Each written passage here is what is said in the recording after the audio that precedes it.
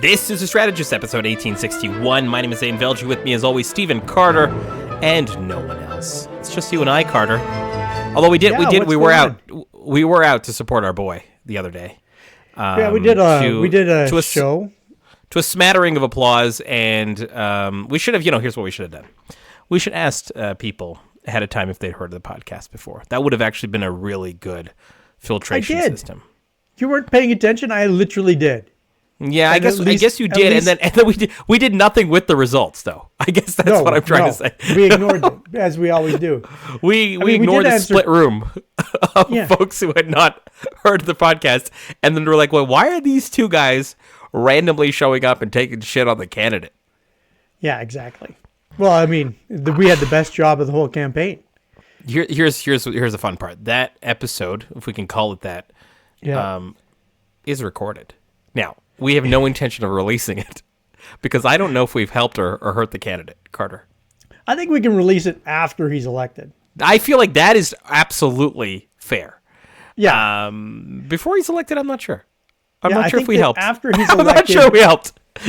Yeah, after he's elected, maybe we could keep him from getting a cabinet position. That's true. We could hold it as leverage. That's actually really good. We could do a Patreon jump ball with it. Exactly. We could sell it to the patrons and or the listeners to say, how badly do you not want Corey to get a cabinet seat? Exactly. It's good. And, all proceeds go to us. Yeah. All proceeds go to us. Yeah. Carter. Yeah. It's like you're miles ahead. I know it's late for you, but it's your miles ahead. I'm tired. Holy smokes. I was at the campaign office all day today. What were you doing? You're planting buttons at different campaign offices? I was going into Jeremy Nixon's campaign and planting buttons. Stop the steal buttons? Stop the steal, yeah. Jenny Byrne crossed out and Corey Tenike underneath. Okay, can we talk about this? Let's just get into this because I wanted to talk about a preview for later this week, Wednesday, Thursday, French and English debates respectively. But do we have our first gate of the campaign, Carter? Do we have our first gate? Do we have button gates? Why do you hate gates? I hate gates because, I mean, first of all, very American. And secondly, nothing ever rises to that level, right? Like, this is not rising to the level. Do you think Watergate rose to the level of a gate? I actually don't think it did. In retrospect, Watergate should not have been a gate. No, I mean, when we're comparing to Donald Trump, no. Yeah. But when we're comparing to normal presidents, it was pretty important. It was a pretty big deal. But I think right now, it's more of like a door. Is not a water gate. Door. Yeah. I'm going to rebrand it to water door. Yeah, I think that we should also go with button down. How's that? You like that? Button down? Okay, let's give people some context. It's not a real problem. It's just, okay. This is how boring the weekend was, or this is how important this story is. I actually don't know. You're going to tell me, Carter. Okay. Two Liberal Party operatives were caught. Well, not even caught. They fucking tattled on themselves in a bar afterwards doing this. They were planting Stop the Steal buttons and Jenny Byrne crossed out with Corey Tenike buttons to, I guess, sow or propel or catalyze tensions within the conservative movement at the Manning Center Conference in Ottawa this weekend. They planted these buttons during a networking reception so as to, do the fuckery that campaigns do. Carter, this article reporting by CBC goes on to say exactly what I did at the first part of it, which is these staffers were, in two Ottawa bars, they kind of shared how they did this behind the scenes, which is how this was found out. They were sitting next to a journalist. Of fucking course they were. So that part of the story, part of the story, hilarious and intriguing to me. The second part of this that's interesting is that this was, as suggested, done by the Liberal War Room. That the War Room had kind of pushed this upon them. Now, this is all sources and stuff, and I bet the story, if it actually becomes a thing tomorrow, and if it actually becomes a thing for Carney tomorrow, which I'm actually really curious about from your vantage point, if Carney's going to have to burn half a day and, frankly, fire two staff for this. But Carter, where do we want to start with this story? Because we've got the actual action, we've got the staffers in the bar, we've got the war room pushing it, and then we've got the future aspect of Carney having to burn a day, and then we've got the broader strategy question, which is how do you clean up a mess like this? How would Stephen Carter clean up a mess if this article came out on a Sunday morning for you? So where do you want to tackle it, and then I'll kind of process the other elements of it thereafter. I think we should start in the war room. I mean, that's obviously where the idea started. Sure, right? Like, sure. You and I are sitting around a war room. Yeah. And we're thinking to ourselves, how would we cause difficulties? And we come up with the idea that we're going to make some buttons. Well, that's interesting. Yeah. Right? And we're going to put the buttons. I mean, this is after sweatshirts and hats basically saying, do you believe the polls have come out? And it's caused trouble on the Poilievre campaign. And to be clear, these sweatshirts that you're talking about, those have not been credited to a Liberal campaign. Those have been... supporters of the conservative movement, so to speak. But the conservatives are in the midst of pissing themselves. Correct. Right? Correct. The conservatives are in the midst of hurting their own campaign. Yes. And the liberal geniuses decide that what they're going to do is try and ramp that up by producing buttons that are going to go into this Manning Center conference. Yeah. I mean, we're going to produce these buttons. We're going to continue to sow the seeds of internal division and chaos and whatever. Why? Yes. Why? Internal division and chaos already exists. Corey Tenike is still taking down Jenny Byrne. We're still talking about it. Why do you need to amplify it? We are still talking about it. We're in the war room, you and I, and this would be my response. Don't get in the way of an opponent that is destroying themselves. Right? Why would you do something this fucking stupid with 2 weeks left in the campaign? Yeah, okay. You and I are on the same page, so I'm going to ask a bigger question to you. Perhaps say something blasphemous from a campaign org perspective. War rooms... Actually, here I'm going to say the... War rooms, at the very least, are structured wrong, and war rooms are probably doing more harm than good today on campaigns. Fight me on this. No, I can't. I've seen maybe 3 to 4 war rooms of some of the fucking smartest campaign people ever that have either throttled way too hard on the aggressive, so as the propositional message has not been able to get through, and we've suffered as a result, and not by any sort of, like, they're just doing their gig, and I put this in the second category, they're doing stuff that's so fucking inside baseball that the rapid response is so, like, it's so online. It's so of a moment that most of the public hasn't actually understood what they're doing, that they overcompensate to the point that they look like the assholes rather than they look like rather than the reactionary. So my statement to you is, I think at the very least we're structuring war rooms incorrectly, either with the wrong type of male bravado energy bullshit, which you can argue on. I think part of it is that. And or they're actually, war rooms in campaigns are not helpful. Like, I actually was starting to believe that outside of, like, the background media relation stuff of getting your stories out, these things are not helpful, man. Yeah, I think that if we took them and divided them into two and say we're going to have a rapid response, go all the way back to Michael Dukakis and the rapid response idea, right? Go to rapid response. That's all we're going to do is just rapid respond to media. Yeah. And then the second half of the war room is just going to be handed over to the strategic types, right? Which is the rapid response, making, not rapid response to media, but making sure that, the strategic decisions that are unfolding in front of you, the operational and tactical decisions that may have strategic implications, those decisions are being made by the top echelon of the campaign, because they got to be doing something, right? Like this war room, has outlived its day in the political sphere. I totally agree with you. Not because we don't need to have combative stances, not because we don't need to take on our opposition, but because there's no sense, like, they're not being staffed with the right people. And these war rooms are making things worse, not better. Make it about media. Make another room about responding to things that have strategic implications. And don't let the fucking children be in charge. you've hit it on the head with the second part, which is things that have strategic implications. I think modern day war rooms, even how we've structured these clapback Twitter and Instagram accounts, right? Carney Media is the liberal version of this. The Kamala HQ was the Democrat version of this. And of course, these are on both sides, Trump HQ and whatever Poilievre's one is called. The only reason I'm not mentioning is because I don't have it at the tip of my tongue. But the fact is that often they're very good at clapping back, but often I think they're missing the strategic filter. What is actually valuable? And if Pierre Poilievre puts out a video with, a couple thousand views, that's not blowing the world up on fire.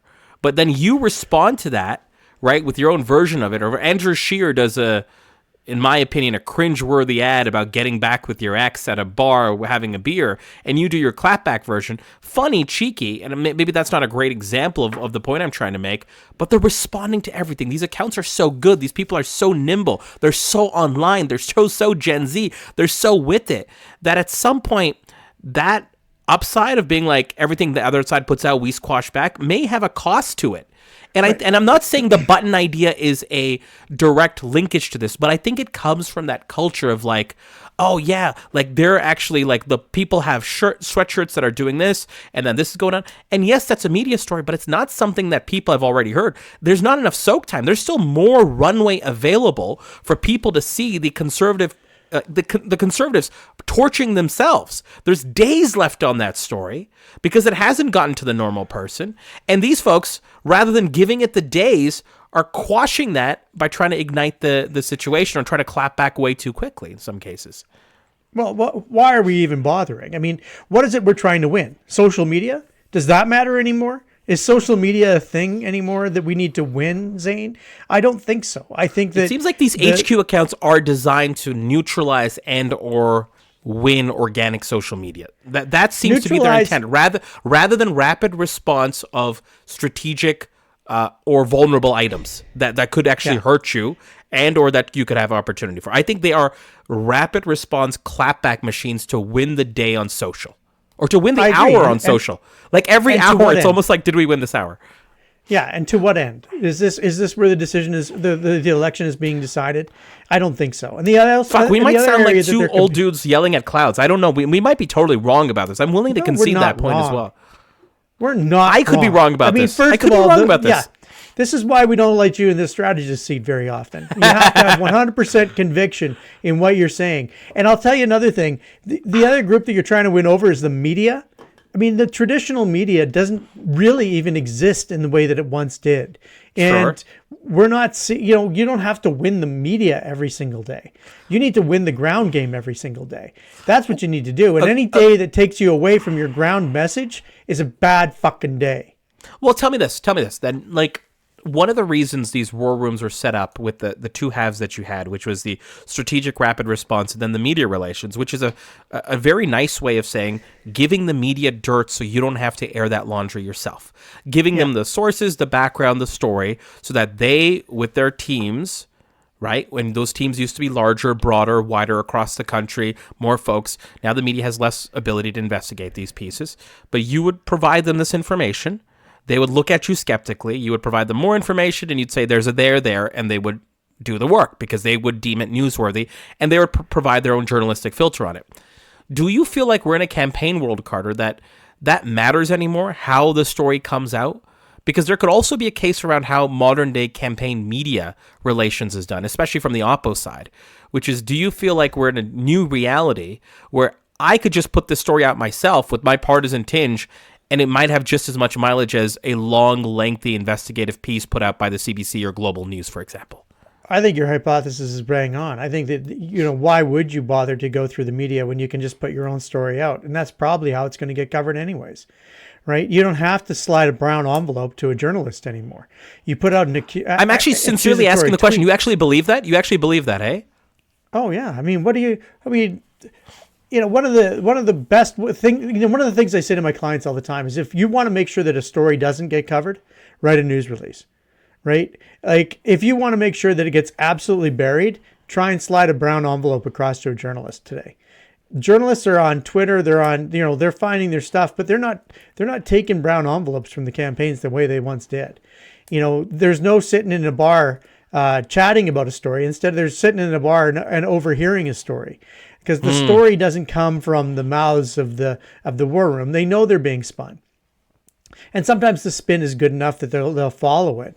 But you're better off just to put out the tweet or put out the story, put out the your own version of it that's crafted for your own audience, and then do it through a video, do it through whatever.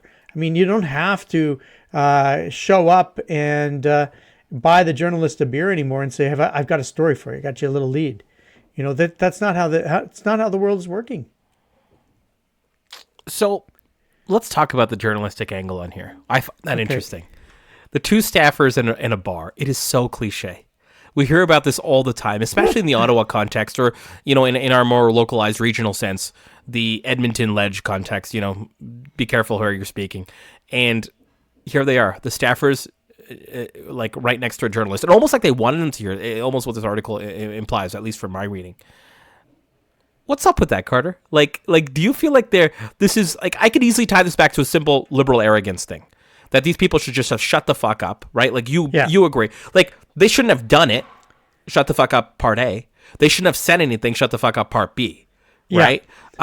Together it equals just shut the fuck. Don't like, sometimes, as Corey would say, not communicating, not doing something is always a strategic choice available to you. And in this case, that should have been the path that they would have taken. Now, hindsight, us sitting here criticizing is easy.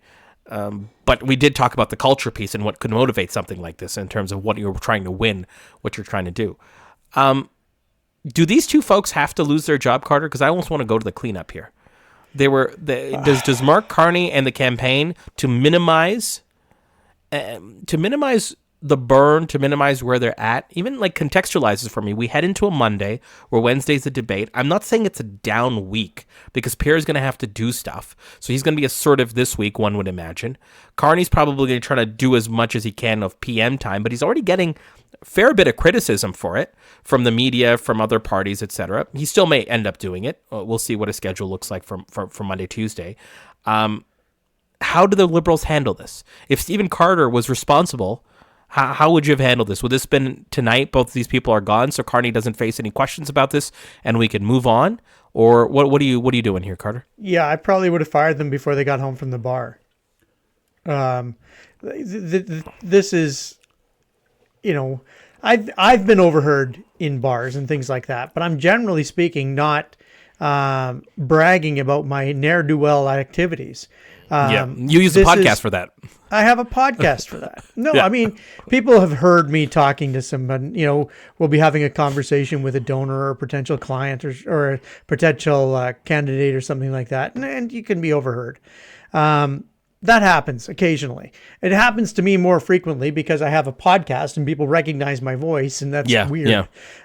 But that's part of the joy of it. I mean, you're going to be overheard, so you have to talk in some codes, and you have to make sure that your mouths are shut. This is ridiculous to me that you would go to the Manning Center event, you would do something, your dirty deed done dirt cheap, and then you would come out of it and brag about it in a bar. Like, if you're going to do a dirty deed, you shouldn't shut the fuck up. That's rule number one. Right? We've done stuff. We've done things. We don't talk about them afterwards. We keep them to ourselves. We keep them for later in our books when we're going to be writing something at 75 years old. This isn't something that comes out during the campaign. It's fucking lunacy, and it's amateur hour. And those two amateurs should have their ass handed to them. So here's a Liberal spokesperson, Kevin Lemke, I hope I'm pronouncing that correctly. He said the party has conducted a review of the matter and that leader Mark Carney has made it clear that, quote, this is not fit in his commitment to a serious and positive discourse. That's what the article's reporting. You feel like they're going to have to be let go? Like, how does Carney minimize this tomorrow? What would you have suggested? What would you suggest to him right now? Tomorrow's too late. You got to do everything proactively. Otherwise, you're going to be dealing with a story. If the media make you fire them, then all of a sudden that's the story. right? Yeah. So you either fire them beforehand or you ride and die with them. And it sounds like they're going to ride and die. The Liberal Party said that they regrettably got carried away and that they were poking fun. And they very well may have been. I just don't know if that's the translation. That's bullshit. They're not poking fun. They're trying to create havoc. And havoc is great. You should totally create havoc with your opposition. It's just that you got caught. But there's certain rules. Yeah. Don't get caught and don't do certain things that are just stupid. Yeah. And this is like, it's like going and taking someone's signs down. It's also contextual. It's also contextual, right? Yeah. You're doing well. You're heading into a week where the other guy has to overperform significantly in order to catch up to your lead. Put this into context and the fact that do you believe the poll story that the other side is trying to defend from their own side has not yet caught the attention of the mainstream. There's no reason for you to push that. It is being pushed. It just is taking its soak time, as we often say to the public, Carter. Yeah. Anything else on here that you want to talk about? Do you feel like this?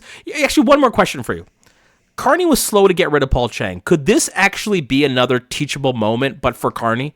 Like, he's new to this game. He's been doing it for 95 fucking days at this point. I think he's doing, for someone who's doing it for 95 days, like, I'm impressed. But, like, I've already been on a bit of a, like, this is where I'm at with Mark Carney. But people were telling Mark Carney that, fuck, man, you should have fired Paul Chang a long time ago. What the hell are you doing? Is this another teachable moment? And if not, what's different about it?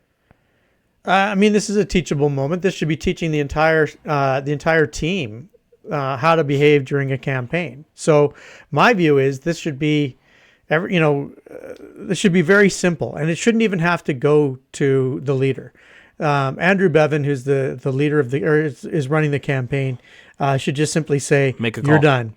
Yeah. Boom, out the door you go. I wonder if one of the reasons they're not making a call is because some of these folks might not necessarily be 20-year-old. 25-year-old staffers, Carter. And this is at this point, like, who knows? But, like, there is a possibility that these folks are more senior or have, more sort of standing. All the more reason to say goodbye. Yeah, that's interesting. That's interesting. If it's someone who should know better. It's a know better situation. I hear right? Then you got to go. And, you can show up again later, but you're going to be gone for the next 2 weeks anyways. Can I ask you one question, kind of going back to the broader theme of war rooms being structured incorrectly or, frankly, just being so in the bubble of a campaign? How would Stephen Carter culture a campaign to allow outside oxygen in?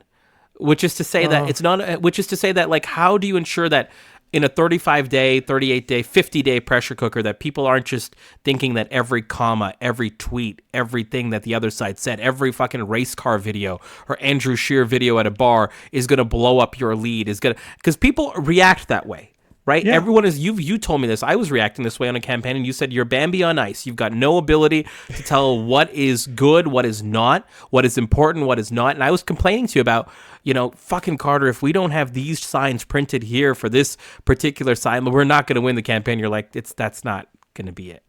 But these people, to their credit and perhaps to their organizational detriment, are primed to think that way. That's their job. Their job is to live 20 hours at a time to clap back and think that the other side, what they said, is the most important thing that could ruin the campaign. Oh, yeah. How would you let outside oxygen in so that they have a sense of perspective? It's a very long way for me to ask that question. But what would you do to allow your war room team to have perspective? Or would you say, you know what, maybe perspective is not what that group needs? You don't need that group to have it, but you need the leadership of that group to have it. I mean, those phone calls that you and I used to do when you were in the midst of various campaigns. Right.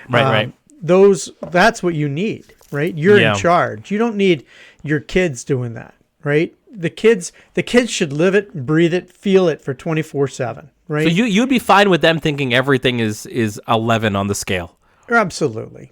You throw yourself into it. Throw yourself into the meat grinder. You're 20, 25 years old. You're dumb as fuck, and you just throw yourself into it. I love it. Go for it, right? Totally. But it's the senior leadership that put the stamp of approval on everything. And that's senior leadership, because this isn't two kids that decided to make some buttons, right? This is a war room that decided to send two kids out with some buttons. And it seems that way. That's correct. Yes, from the reporting. Yeah. I don't think that there's enough telephone calls being made.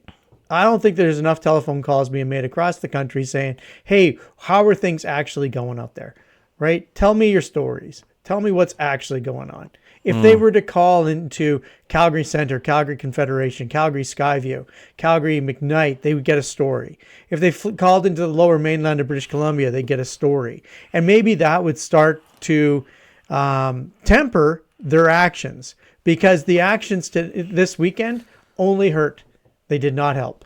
Yeah, no, I tend to agree with you. Any fuckery for Pierre Poilievre? How does he inflict maximum pain on Team Carney with this? And let me just add a comment to this. This and a not wide scale reported, but definitely reported in a few places, tightening of the polls. Well, the tightening of the polls plus this, is there a there for Pierre Poilievre? Yeah, I would demand an apology from Mark Carney in the debates. Oh, you'd wait till the debates. I'd wait till the debates, and I'd say, okay. There's so honesty. You don't try to burn Monday or Tuesday on this. You wait till Wednesday, or you probably even wait till Thursday, which is English, by the way. Yeah, Wednesday's French. Yeah. You come in and you say, you say you want to behave in the highest possible moral standards, but your team doesn't, right? So I'd like an apology right now for the two staff people that went into a conference and tried to do dishonest actions that didn't have anything behind them except malfeasance. Why? I want an apology to all Canadians, to my team, to all Canadians. Walk me through this, though. Walk me through this. Let's. I like this. Carney apologizes. Is there a trap door that he doesn't see there with an apology? There's a total trap door. What's the trap door on the apology? All of a sudden now, Mark Carney can't be trusted. Mark Carney can't be trusted because does Mark Carney just look like a reasonable person being like, yep, that was wrong, not in despair, what we want to do, I apologize, let's move on. The days of Ralph Klein are long behind us, my friend. I don't think that we can see an apology without having I told you he was dishonest, right? That's one of the lessons I learned. You don't think that backfires on Pierre within this sort of cultural moment we might be living in? No, I don't think so. Okay, interesting. I think he's going to demand an apology on Thursday. Before we, that's a good prediction. I actually like the strategy in terms of what you're suggesting.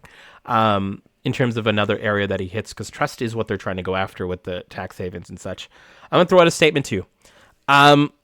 Monday, Tuesday, if the trend that Ipsos and I believe Abacus, don't quote me on this, are reporting that the polls are tightening a bit, that 8-point lead is turning into 5, 4, 3, right? Let's say that replicates a few other polls that come onto our desks in the next 48 hours.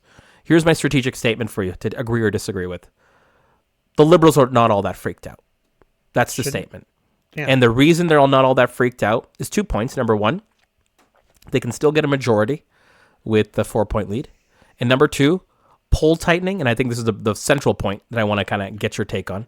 Poll tightening for them is not bad because it ensures that the NDP maximize their floor. Means that, and I guess that's a poor way of saying it, that the NDP surely hit their floor. Yeah, and I don't actually, collapse. And between you and I don't know what that floor is, man. I was saying historically it's like 12. We've seen polling that's at 8.5 and 7.5. Yeah. I don't know if it's lower than that, but it could be. It could be. So poll tightening, if you're in the Central Liberal campaign right now, you're a bit nervous about it. And the other guy was going to have a week. But this now fundamentally guarantees to you that the NDP vote is coming over, especially if Jagmeet's given them permission like he kind of did with his statement on Friday to say elect as many of us sort of thing, not necessarily acknowledging that he's trying to form government. Do you agree with my broader sort of soup of a statement or no? Well, first of all, I would add a third, and maybe this is part of your first, they can form a majority. They never believed the polls anyways. No one was thinking that Ipsos was 100% right. Right? Ecos was crazy. Ecos was still a dozen. Ipsos was in the middle. Leger was the 6-ish point. I don't think anybody in the Liberal team thought that the polls were correct. I think that everybody expected to tighten, and I think that everybody thought, this bump is as artificial as Pierre Poilievre's bump. So the Canadian people are going to decide on the 28th, and until then, the polls are going to move 3, 4, 6 points and that's okay.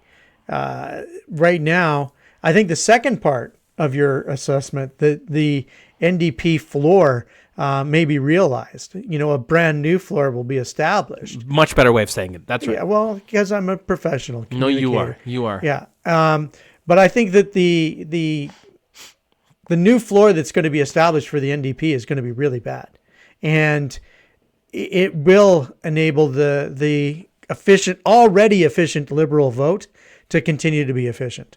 Like when you're starting to look at what's going to happen in Quebec, what's happening across Ontario to the New Democrats, what's happening in British Columbia to the New Democrats, this is a particularly negative time to be a New Democratic supporter in Canada at the national level. Federal ND supporter. Yeah, this election obviously, should it end with a Carney win and or a majority, it's really going to be, most people are going to focus all eyes on how did Pierre lose, the guy with the lead for 2 years and inevitability written on his forehead and his hoodie. How did this guy fuck it up? But really, you could argue he hasn't fucked anything up. He's kept 38% of support, which should have a conservative thumping. The fact is that the NDP, which hovers at 18 to 20, 18 to 25, just couldn't, and may have realized a brand new floor. I think the real case study here will be the New Democrats, should this end up. And I'm not to project anything because I want to talk about the debates, but there's there, of course. Yeah, but you know what? We've talked many times on the show about the blue-orange switch, right? Pierre Poilievre has not been able to realize any of this NDP collapse. To be clear, Carter, he may him. have engineered part of the NDP collapse. He spent millions of dollars, hundreds of thousands at least, on trying to tell people to Jagmeet Singh's a fucking loser, that all he's in it for is his pension. This was 6 months ago, right? Now, 6 months ago, they thought that was going to be their principal enemy in some ways. They anticipated being able to pick up some of that NDP vote. Of course they did. The orange-blue, to your point, was going to be was a core part of their strategy, and well maybe. But let me ask you this strategic question, and then we'll get to the debates. Anything in your mind? I may have asked you a version of this a couple of weeks ago, but I'm wondering, as you've kind of gone through the world, consumed this news, seen where we're at, is there anything in your mind that if you were whispering to the Conservatives that you'd say, here's something you guys could try to help Jagmeet? Because you need him to not be at his floor. You need him to be like 4 times it. Now, I'm not saying Stephen Carter come up with a strategy that gets Jagmeet Singh back to 16 to 20%. However, Carter, do you have anything that could help the Conservatives help the New Democrats? Because that's where we're at right now. The Liberals have no incentive to do so. The Conservatives have the entire incentive of the entire world to do so. Is there anything they could do unaided and unsolicited by the New Democrats? Like, this is so funny, right?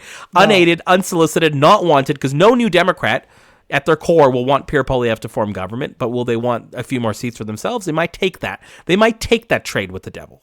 So is there anything that you could do as a Conservative right now to help your buddy Jagmeet Singh, who you need to be your best friend, and you need to be your best friend at the top of his game for the next 2 weeks? No, I mean, if you look at the NDP collapse, a large number of them are still going blue, right? So there's not a lot that you can do. You just need a lot more of them to go orange. Yeah, and stay orange. That's your issue. I mean, the ones that are coming to you, you'll take. But the ones that are going red, which is the massive bleed out, right? Like, to be clear, the smaller of the two bleed outs is the orange-blue. The massive bleed out, which is going to perhaps lead to a historic floor, is to Team Red. Yeah, I just think that there's nothing that they can do except go after the most fluid vote. And the most fluid vote is the vote that's gone to the Liberals. That's where they actually need to focus their attention, is on the vote that went to the Liberals, not the vote that's, remains with the NDP or that has escaped the NDP. They need to win more votes that went to the Liberals. And that, to me, is the only play that they have. They don't have a credible play. There's no fuckery around with the NDP. None of that's going to work. Let's talk about the debates. Okay. How do you want to do this? Talk about the goals of each person. I don't want to split them in English and French unless you feel like there is a I don't think there's different goals in English and French. I think that both the goals should be the same. And that's one of the things that I would say is don't approach the English debate and the French debate as different. Don't approach French as batting practice, which sometimes candidates do, by the way. We have noticed that they hold back on their lines and they give the full version of it. I mean, you don't speak French. I don't speak French, but we've kind of seen these in subtitles and such and with analysis that they hold back. They often hold back. They give a version of the line in French, but they're just batting practice for Thursday night or the main event sort of thing. So you're saying don't do that. They got to go into this, especially with the liberal rise in Quebec. I mean, Pierre Poilievre has to look at that and say there's a natural advantage. I must go into this the same way that I'm going into the English language. Like everything is to play for. Everything is on the table. This is the ball game. And Pierre Poilievre, frankly, is fighting for his political life. He has to hit the ball out of the park on Thursday or Wednesday and Thursday, both equally. He has to be able to showcase that he can be the prime minister for English-speaking Canada as well as Francophone Canada. And I think that that's the same for Mark Carney.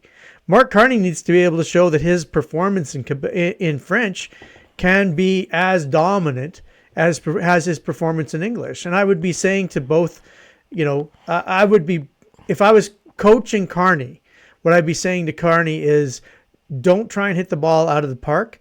All you have to do is show that you are 100% competent in both languages.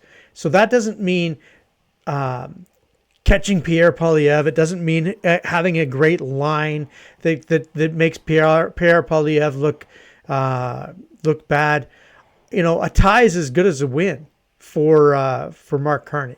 He doesn't need to knock it out of the park. And so he leans into authenticity. Boring. Yep. Like just methodical. I've got 3 points on this, point 1, point 2, point 3. He's going to have to watch the clock a bit, right? In his pressers, that's one thing he doesn't have to compete against, is that he can give very long, drawn-out, technocratic answers, and some would yell at me, be like, he's not a technocrat. I think he is. Anyways, he would give these sort of answers.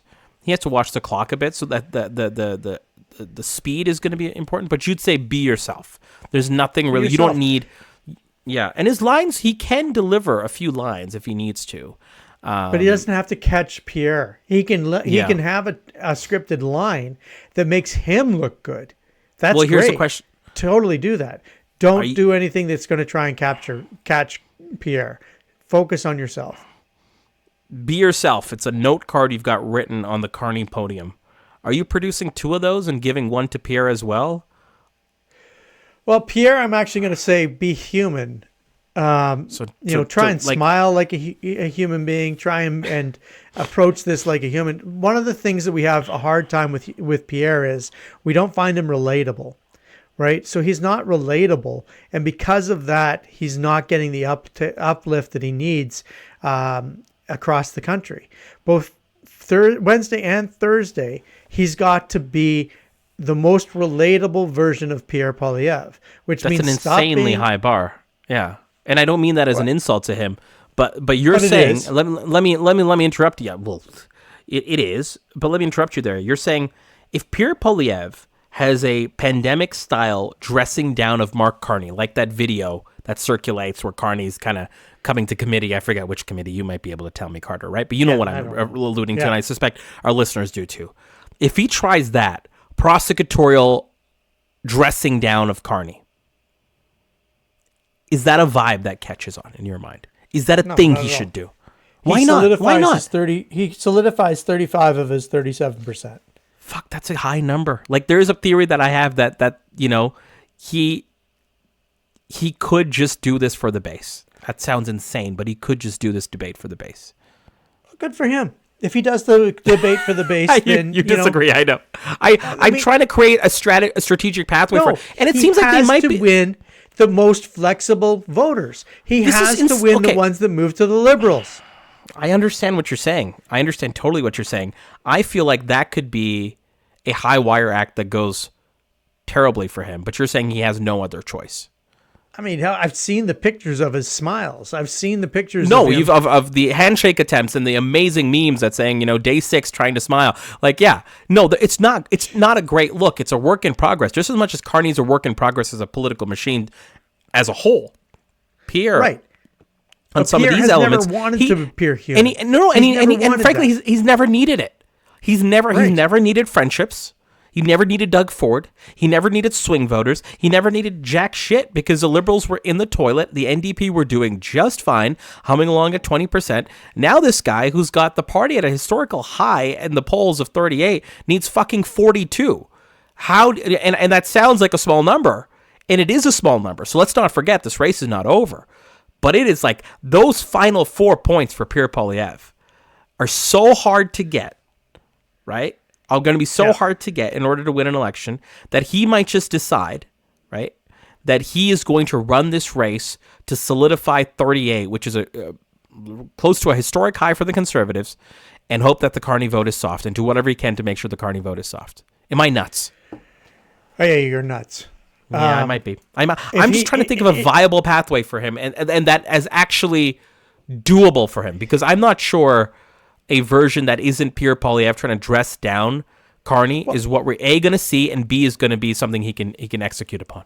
Let's be clear. I think you're right. I think he's going to do that. I think he's going to come out there, and Jenny Byrne and Pierre Poilievre are working on a strategy right now that says, we were right 6 months ago. Let's not fuck around and try and be something new now. Yeah, let's tear a strip We're going to off go of him. back to 6 months when we were winning this thing by a landslide, and I'm going to produce the very best of that. And Canada, God damn it, is going to eat their vegetables, and they're going to like this because this is what they need. They need Pierre Poilievre and his fiscal conservatism and all of his assholery. They need it all. They need the pit bull. They need him. You think that is what he's going to do, hey? He's going to go full on Pierre Poilievre. Like, he's going to actually take the be yourself card and say, that is my lesson too. Even though, And then he's going to attack Carney, and he's going to attack Carney, and he's going to attack Carney. How far is he going to go? Here's what I'm interested.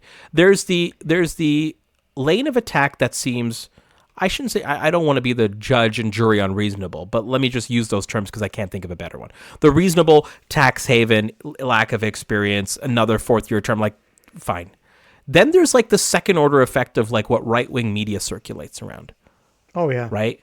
Like the whole Epstein shit, like the Canada Proud stuff. Does he go there? I'm curious if this is a moment. Does he go with unfact-checked, new, fresh Oppo myth rumor stuff, which by the way, we have seen in debates in the past, right? People have thrown out shit that no one has heard before at a debate stage. No one understands the context. The moderator can't fact check it, and they try to wage an attack from right field that the person wasn't even expecting. They're like, what the fuck is this, right? Do we feel like he's going to go that level? If you feel like I'm correct, that Pierre is going to be Pierre, how Pierre or how much Pierre are we going to see? I don't think he goes that far. I don't think he goes true north on this or counter signal. Right. I think he goes, as far as possible, but it's mostly his attitude that shines, and that attitude is going to be a negative one. This is going to be fascinating to watch this week. Talk to me about Jagmeet Singh. Yeah, it's going to be great. Talk to me about Jagmeet Singh very quickly. Well, who is right in some ways, but also just like the guy who's potentially making this election for Carney. There is moral victory for the NDP, should you want it, in terms of preventing Pierre Poilievre from forming government by their, historic lows. But Jagmeet almost acknowledged on Friday that they're not going to form government. That when you elect a lot of us, good shit gets done. And there's two ways of reading that. That it's another frame. It's another frame at saying the same thing. Yeah. Right? The other way to read it is... what we recommended he do, too. But right? The other way... because he's left it so open-ended. Yeah. The other way to read it, which is the way I've read it, is it gives people permission to vote for the Liberals. Right? Like, it almost... I'm not sure. It almost implies... what was not said is we're not going to form government. That part, the crucial part, that we're not going to form government, that when you elect a lot of us, when you elect some of us, good things get done, almost gives Liberals permission. It almost gives folks permission to vote for the Liberals, especially in ridings that's going to matter. And with poll tightening, I think. So my question for you is, does Jagmeet Singh need to clean that up? You might disagree and say, no, he does not need to clean that up. And if so, what? And if not, what does Jagmeet Singh need to add as the next layer here of showcasing what that looks like, how that works? Does he need to lead into one message around all the cares, health, denta, pharma, child, we got this done, this is the workers? Does he need to lead into, here's the 30 ridings that you need to vote for us in? Does he need to lead into an attack line? And does he spend his entire time attacking? Give me a sense of, because Jagmeet Singh, out of most folks, I think has the greatest amount of optionality heading into Wednesday, Thursday, right? You could think of it as the narrowest task, survive, but the greatest amount of optionality in terms of how to survive. So I'm curious where your head's at with him as we round up. I don't think that he can differentiate between the Calgary Confederation and the Burnaby Central, right? Like, or Burnaby South. What's the point? What's the point you're trying to make there? Just so people understand. What I'm trying to get across is he can't say it's okay to lend your vote to Corey Hogan, right, in Calgary Confederation, but I really need your vote in Burnaby. Like, it's just impossible for him to differentiate those two things. He can't come out and say, these are the 30 ridings where I really need you. I think that he should, take his limited resources and do that. But you can't say it in the debates on Wednesday, Thursday. You just can't. Can you say it anywhere? Can you say it anywhere? Or is it just something the ground does? I'm a believer you can it's say just it. the game. I'm a believer that if that's where he's headed, that I think he'd be well suited to say it. I think people would respect. I think people would respect the honesty. I don't think so. I think he'd get fucked. I mean, he's going to be fucked anyways. Jagmeet Singh's last. You think it'd be Kathleen Wynne style? Like, you would have never done Kathleen Wynne as Kathleen Wynne did that moment, which, to remind our viewers, was she came out about 2 weeks before the election and said, "We're not going to win this thing. We're not going to win this thing." You don't remember that? That was a campaign in which Ford won his majority. Yeah. Andrew Horwath became leader of the opposition, and Wynne came out in a presser and said, "We're not going to win this thing." But then the second part of it is elect as many of us as you can, sort of thing. And they got clobbered. They didn't win the thing. I don't think that I think strategy. I don't think that pretending that you're going to form government is the way to go. I do not think. And he seems to have given up on that. JC, so he seems to have at least pivoted a bit. So to be a bit more truthful to the matter, sure, but also just seem more honest about stakes, chances, opportunity, action, what they're doing. But I also don't think that they need to produce a list of 26 ridings that they're going to win.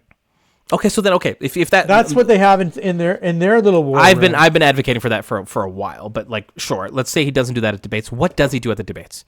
And let's finish it off on this. What he does what you said, what we've said before. He emphasizes the cares, and that the only way, this is most likely going to come down to a more minority situation, says Jagmeet Singh, and the only way to make sure that the government of the day puts you first is to elect enough NDP members of parliament that we can hold them to account.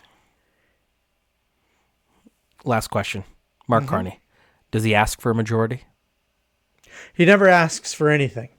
He tells. He says that his government, regardless of what happens, he is always going to put the people of Canada first. Whether, he's not forecasting. He's not in the business of forecasting the results. He knows how this is won. You win by putting the best candidates forward. He believes he does. He has the best candidates. He believes he has the best ideas. He believes he has the best, and the chips fall where they may. We are going to leave it there. Canadians for that. Yeah. And I thank you, Stephen Carter. We're going to leave it there. That's a wrap on episode 1861 of The Strategist. My name is Zain Velji. With me, as always, Stephen Carter, and absent is one Corey Hogan, knocking at the doors at 10 p.m. at night. That's how desperate he is to win, I've heard. I think he's taking brochures, I'll be honest. I feel like that's what he does. We I need to find the believe it video is. evidence. You think he's taking brochures out of mailboxes? Yeah, probably his own. Are you attesting to that? He didn't okay, like the probably brochure. Oh, he didn't like the brochure. Yeah. What a twist. And we'll see you next time.